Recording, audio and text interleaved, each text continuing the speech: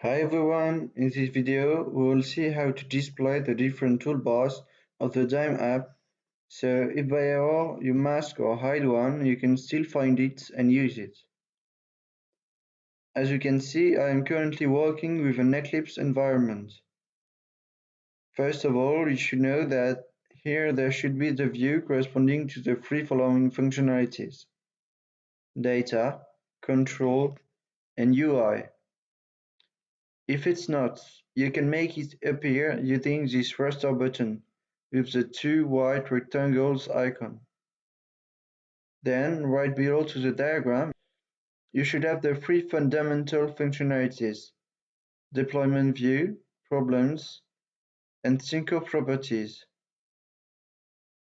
You can make them appear by using this raster button.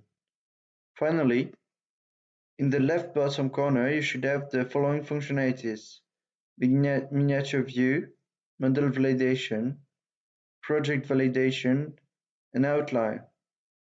Those are linked to this raster button.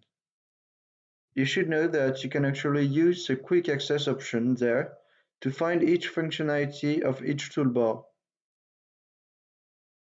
Moreover, if one view is completely missing, it can be restored by following this path: Window, then Show View, then Other, and eventually search for the missing view.